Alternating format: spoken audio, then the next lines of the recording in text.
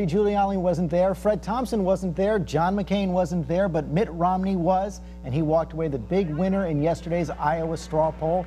As expected, Mitt Romney comes out on top at 32%. As expected, Mitt Romney won with 32% of the vote. After Romney with nearly a third of the vote, second went to Mike Huckabee with 18.1%. Third to Sam Brownback at 15.3%. And the rest, of course, down around 1%. That's the straw poll results. And joining us now, the winner of the Iowa straw poll, former Massachusetts Governor Mitt Romney. Welcome back to Fox News Sunday, Governor, and congratulations on yesterday. Well, thank you, Chris, and it's already warm here in Des Moines. It sure is. There were some people who weren't here. Do you think your victory is at all diminished by the fact that Giuliani and McCain and Fred Thompson didn't come to play yesterday? I think it's actually enhanced. I think if they thought they could have won, they'd have been here. The reason they weren't here wasn't an indication of their strength in Iowa. And so I think what you're seeing is that they looked at the field and said, gosh, Mitt Romney's message and his resources and his ground team is so strong, we can't compete there. For 8 years, you said that you would protect and respect a woman's right to choose. Yes. I don't know what's so unusual about this, but when I became governor and when legislation was brought to my desk that dealt with life, and I sat down and I said, am I going to sign this? Because I personally oppose abortion. And I said, I simply have to come down to the side of life. And wrote an op-ed piece in the Boston Globe and said, look, here is why I am pro-life. As a governor, I faced the issue of life and came out on the side of life on every single occasion that a bill was brought before me. I never called myself pro-choice. I never allowed myself to use the word pro-choice because I didn't feel I was pro-choice. But I changed my position on abortion.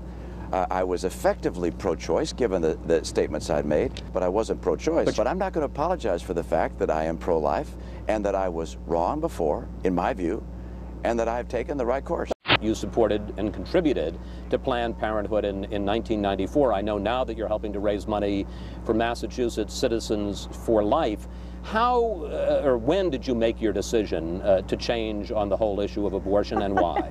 I never had a change. I've had to make a decision, a personal decision on this, and it came at pretty much at the same time with Mitt, with feeling about MS and research dollars and everything else, as to the value of life and experimentation on life.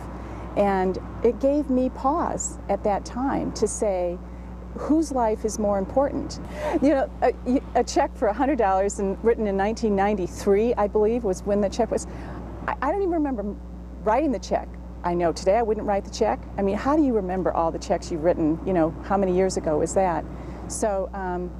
But I believe people want to look beyond the attacks and understand what is it that a person stands for. The big dog controversy. Back in 1983, you took your Irish setter, Seamus, on a 12-hour road trip tied to the roof of your car. No. Let me finish. Let me finish. Okay. In a kennel, inside a kennel. Yes. Okay. I have a yellow lab named Winston.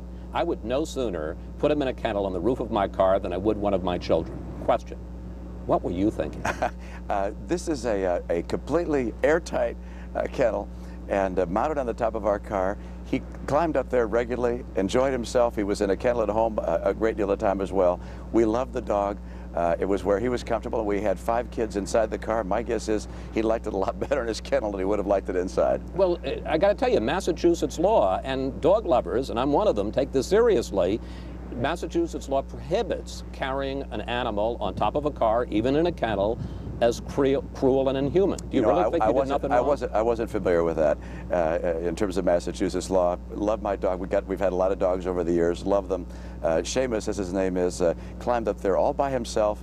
Enjoyed his ride, and whether you're in the back of a pickup truck or in the rooftop carrier, it was a good ride. And all I can tell you is I didn't know that there was any problem with that in terms of the law. You caused a bit of a stir this week when someone at one of the wonderful town meetings that they have here, and people ask you all kinds of questions, asked you whether or not your sons had served in the Army, and in fact were serving in the military in Iraq. And you answered, and they had not, one of the ways that my sons are showing support for our nation is helping me get elected because they think I'd be a great president. Can you understand why that answer has upset some people? I misspoke there. I didn't mean in any way to compare service in the country with my boys. In any way. Service in this country is an extraordinary sacrifice being made by individuals and their families. I've been calling for a surge of support, as you know, by the American citizens. There's no comparison.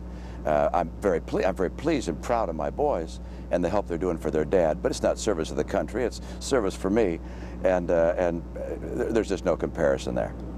The Republican Party has a sense of deep despair about their situation. The Republican Party is in a funk.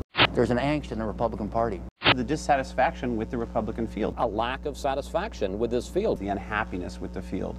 The Republicans realize that their brand is badly damaged. The environment is not exactly positive for Republican candidacy right now.